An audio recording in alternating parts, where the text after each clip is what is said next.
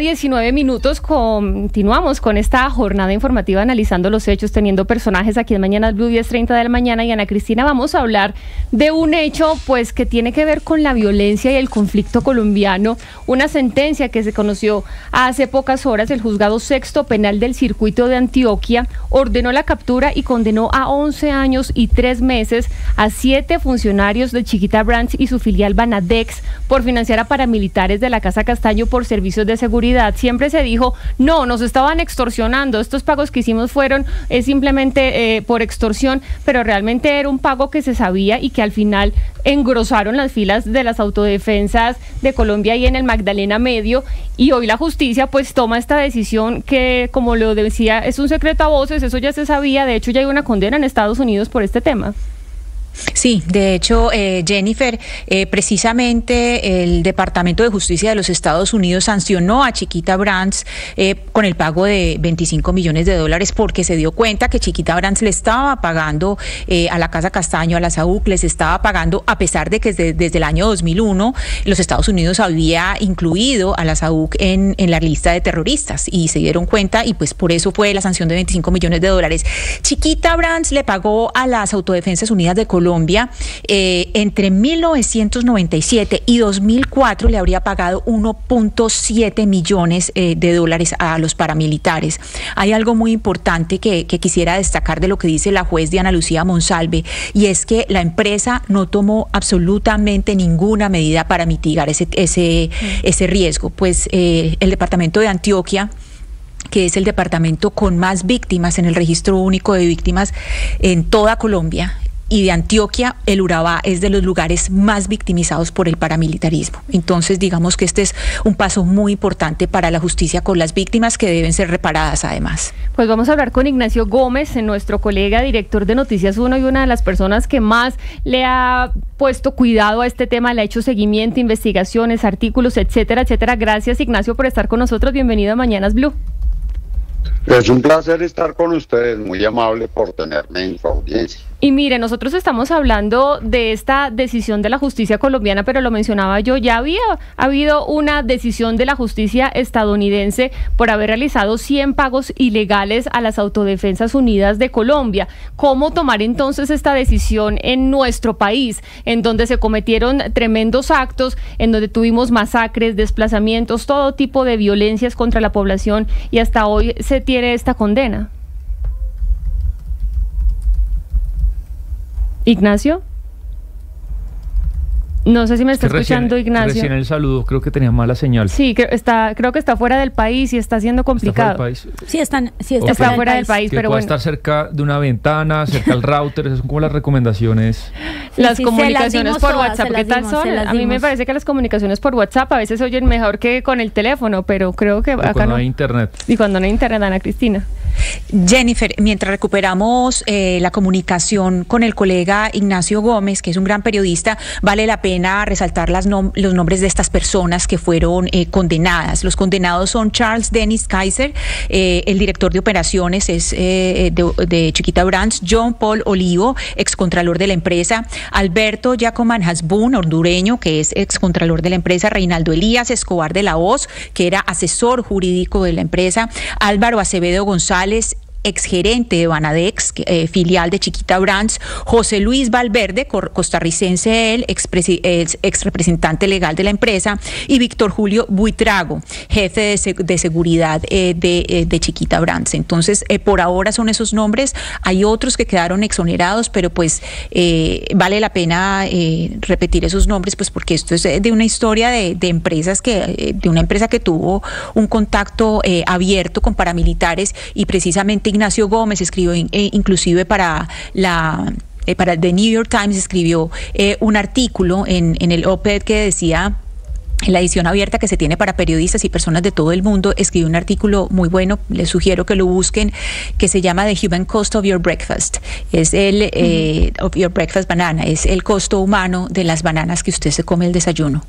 Ay, a mí me pareció eso tan, cuando viví en Estados Unidos, ver los bananos y tener la marca de Chiquita Brands, porque claro, uno como colombiano, esta marca de Chiquita Brands pues la relaciona necesariamente con el conflicto armado y con todo lo que sucedió en algunos territorios colombianos. Y sí, lo dice usted, Ana Cristina, durante más de 40 años ejerció como filial Banadex de la multinacional bananera Chiquita Brands por el delito de concierto para delinquir agravado, que es justamente del que estamos hablando en este momento. Pero además fue una historia que se repitió mientras vuelve Ignacio, Ana Cristina, como si se hubiera teletransportado en el tiempo, porque pues el agente que hizo la masacre de las bananeras junto con el ejército en Ciénaga fue la United Fruit Company, que era la anterior dueña pues de Chiquita Brands, y un poco terminó siendo lo mismo, como desde el poder aliado con gente del ejército pues masacrar al pueblo. Y lo que siempre se dijo, o ellos argumentaban que eran extorsiones, que esos pagos que hacían, creo que eran, Ana Cristina, 3 centavos de dólar por cada caja de bananos, ¿verdad? Ese era el pago que hacían. Sí. 3 centavos de dólar por cada caja. Por cada, sí, y hay una cantidad de comunidades, Jennifer y oyentes, que fueron desplazadas, que fueron marcadas, además que las estigmatizaron durante mucho tiempo. No es solamente eso, sino que quedaron marcadas por la violencia y estigmatizadas. Absolutamente. Tenemos nuevamente a nuestro compañero, a nuestro colega Ignacio, que nos saluda con este tema. Ignacio, lo vuelvo a saludar a ver si tenemos suerte con las comunicaciones. Le preguntaba yo al principio cómo leer este fallo de la justicia colombiana cuando ya hemos tenido otras sentencias fuera de nuestro país. ¿Usted cómo lo recibe? Usted que ha sido un investigador de este tema aquí en el país, en Colombia.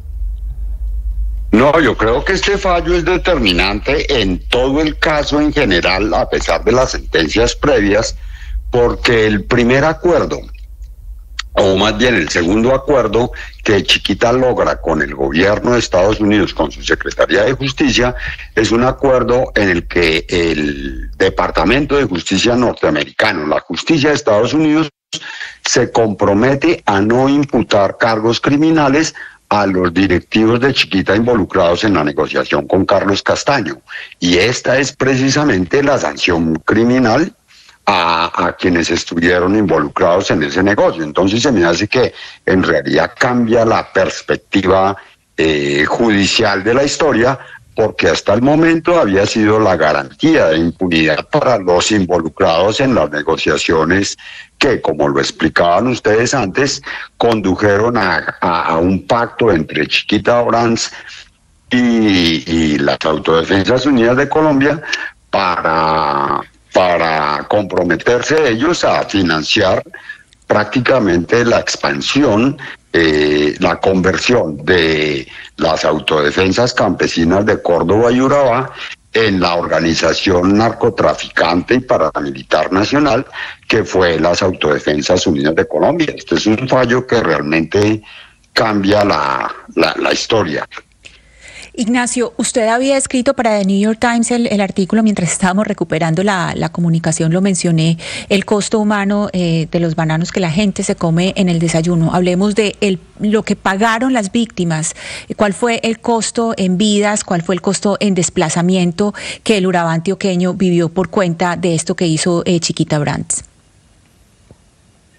La sentencia que se produjo en el estado de la Florida en junio del año pasado habla concretamente de que las víctimas que tengan características similares a las que fueron estudiadas en el caso de Florida pueden aplicar para una indemnización idéntica, lo cual nos da unas cuentas que pueden superar el EBITDA de No, Ignacio, lastimosamente la comunicación no nos ayuda hoy, Ana Cristina.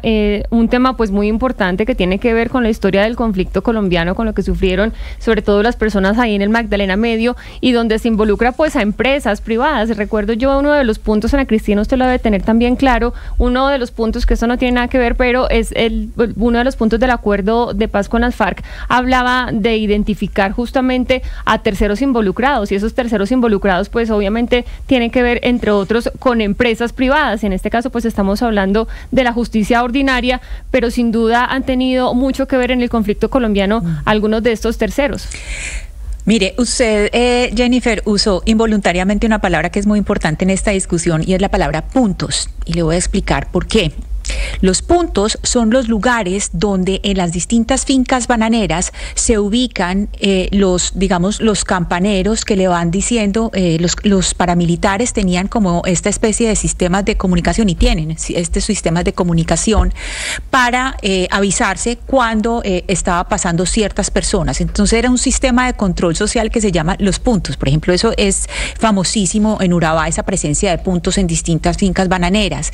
Y es muy triste porque mucha de la población que se tuvo que desplazar fueron personas que no tenían, eran personas simplemente que vivían del cultivo del banano, personas supremamente vulnerables y que tuvieron que abandonar su tierra y que vieron morir a sus familias precisamente por este tipo de pagos que compañías bananeras como Chiquita Brands le hicieron a los paramilitares. Y todavía están sin reparar. Todavía esas personas están sin reparar. Una consulta que no sé si usted de lo que ha leído me pueda esclarecer, y a mí y a otros oyentes. Yo supongo que la complejidad penal en la investigación a víctimas y victimarios del tema del paramilitarismo reside en la frontera en si uno era extorsionado o uno era activamente parte del proyecto y estaba de acuerdo con el proyecto de lo de Chiquita Brands, porque queda claro que era lo segundo y no lo primero. En este proceso, es que, Sebastián, eso que usted está preguntando es lo que es, digamos, medular en este proceso. Es porque en este proceso, e inclusive por eso le cité esa frase de la juez, cuando la juez dice: no hubo ninguna medida para mitigar el riesgo, en primer lugar, y porque se comprobó que en la medida, o sea, todos estos pagos que se hacían no tenían que ver nada con algo que tuviera que ver con algo extorsivo, sino que era un pago voluntario para obtener seguridad, y esto se hizo con la Casa Castaño. Entonces, en ese sentido, hay dos puntos que son muy importantes aquí en este fallo. Uno, que es no solamente hay pues la multa que ya se había dado, sino que se reconoce una responsabilidad penal. Se dice: ustedes penalmente son responsables por esto. Y en segundo lugar, y les dicen: son responsables, pero porque ustedes no estaban siendo extorsionados. Ustedes estaban pagando a sabiendas de lo que estaban haciendo las Autodefensas Unidas de Colombia para matar a estas personas, para desplazar, para quitar gente del camino, del camino de lo que ellos querían hacer. Entonces, aquí, por esos dos puntos, es por lo que es, digamos, que se marca como un curso completamente distinto. Y hay una pregunta que es muy importante acá, y es: ¿dónde estaban las autoridades colombianas y antioqueñas? Bueno, de hecho, en la sentencia, Ana Cristina, de 170 páginas, ahí le dan un jalón de orejas a la Fiscalía, diciendo: ustedes, ¿por qué no investigaron bien? ¿Qué pasó con los peces gordos de este proceso? ¿Por qué tardaron tantos años en empezar estas investigaciones? Me parece que eso es importante, el tema del jalón de orejas a la Fiscalía, y también la parte de las convivir, porque esos pagos que se hacían, que los empresarios decían que era extorsiones, pero realmente era un pago a sabiendas que iban a engrosar las filas de las Autodefensas Unidas de Colombia, se hicieron muchos de ellos a través de las convivir, y a través de esta mecanismo pues legalizaban esos pagos, porque en ese entonces pues las convivir eran legales. Creo que tenemos a Ignacio, último intento, a ver si lo logramos. Espero que sí. ¿Me escuchan bien? Ahora sí lo escuchamos bien. Ana Cristina le había planteado una pregunta y usted la estaba contestando. ¿La recordamos, Ana Cristina? Sí, estábamos refiriéndonos al artículo que Ignacio Gómez escribió para The New York Times, en que se hablaba sobre el costo en términos de derechos humanos, de vidas. Sí, y también estábamos hablando de la diferencia entre esta decisión y las decisiones que se han tomado en la justicia norteamericana. El hito es que la justicia norteamericana, o que más bien con el gran poder político que tiene Chiquita Brands, incluso dentro de los Estados Unidos, logró conseguir la inmunidad la impunidad para los directivos implicados en la negociación con Carlos Castaño. Y sobre los alcances, sobre el número de víctimas que el acuerdo Chiquita Brands puede tener para la situación de derechos humanos, hay que tener en cuenta, 1.800 víctimas del bloque bananero, 18.000 del bloque Elmer Cárdenas y casi 20.000 del bloque norte de las autodefensas, que son las involucradas en la sentencia indemnizatoria de Florida.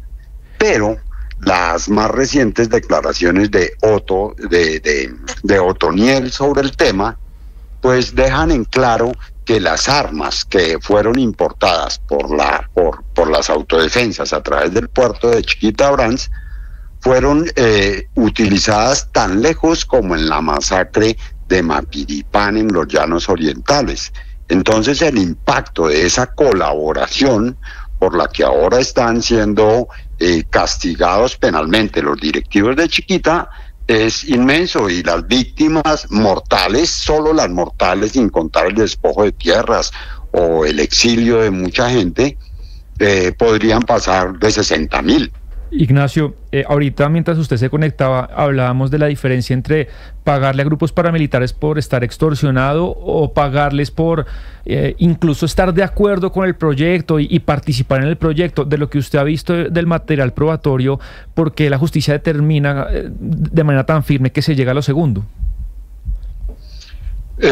Porque en primer lugar hay varias situaciones. El argumento de ellos para decir que eran pagos extorsivos se basa en que ellos trabajaban en Colombia y nunca leían prensa colombiana, y que no sabían, nunca supieron hasta 2003 quién era Carlos Castaño, precisamente cuando su hermano Fidel y cuando el New York Times había publicado múltiples noticias sobre los Castaño, e inclusive el periódico Cincinnati Enquirer, eso está documentado en el caso de Nueva York, había hecho múltiples publicaciones sobre las Autodefensas Unidas de Colombia. Ellos tratan de decir, no, nosotros estábamos en Urabá y nunca supimos de paramilitares, no les funciona. Y por el otro lado, tampoco les funciona decir que es que las armas que importó Carlos Castaño a través del puerto bananero estaban disfrazadas como pelotas de caucho. Pero es claro que descargar pelotas de caucho de un barco, las pelotas de caucho no deben pesar cero prácticamente, frente a un cargamento de 4.500 fusiles AK-47, más ametralladoras y más munición. Es decir, si una multinacional de ese tamaño no se da cuenta de la diferencia entre 14 toneladas y 100 gramos, pues estamos técnicamente en una operación defectuosa.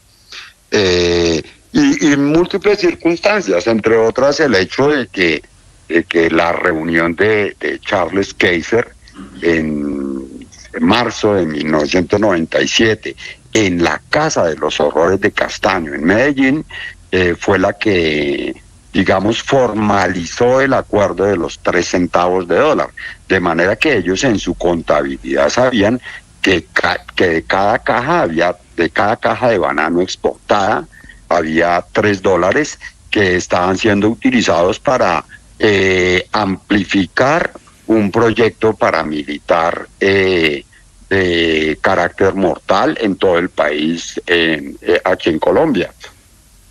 Ignacio, uno se pregunta... imposible judicialmente decir que no sabían.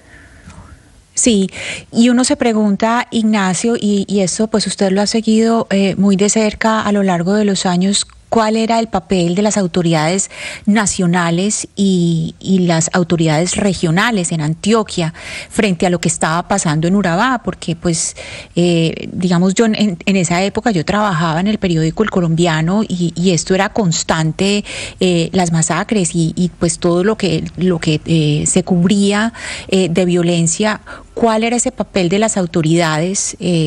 Y que hoy hay un fallo, pero pues uno se pregunta qué pasó en esa época. Hay un documento que se llama el Special Litigation Committee, que fue redactado por Chiquita Brands en 2004. Y él habla del papel de las autoridades, concretamente del consejero de la Gobernación de Antioquia, Pedro Juan Moreno, y las razones que las razones del gobernador, que le entregaba a los directivos de la multinacional diciéndole que ok, que trabajaran con los paramilitares porque ellos no podían hacer nada. Y por el otro lado, documentadamente, pues está la colaboración activa de la Brigada 17, del general Rito Alejo del Río, para la promoción y el crecimiento de la formación, más bien, de las Autodefensas Unidas de Colombia, a partir del despojo de tierra y del robo de la tierra de las comunidades negras del Urabá, tanto antioqueño como chocuano, o sea, el expediente fundamental que muestra qué hacían las autoridades al respecto es el expediente del señor López Mena, por el que está condenado a prisión el general Rito Alejo del Río. Demuestra cómo ellos trabajaban, estaban acompañando todo el proceso de formación de las Autodefensas Unidas de Colombia a partir del dinero, de las armas que les ayudó a transportar hasta Colombia chiquita, y sobre todo el apoyo político que había ahí. Pues las Ignacio, dentro de colombianas básicamente le estaban ayudando. Sí, el gobernador de entonces era Álvaro Uribe. Mire, hay unas personas que en esta sentencia pues se les quitó la responsabilidad, pues se dijo que estaban despojados de toda responsabilidad, que son Javier Ochoa Velázquez, Víctor Manuel Enríquez y Jorge Alberto Cadavid, que eran pues altos funcionarios de Banacol. Ellos ya quedaron libres de responsabilidad, pero uno se pregunta por otras empresas o por otras personas que son responsables y que todavía están en esa deuda con la justicia. ¿Usted cree que esto es, digamos, un primer hito o un hito importante en un camino que se empieza ya como a despejar?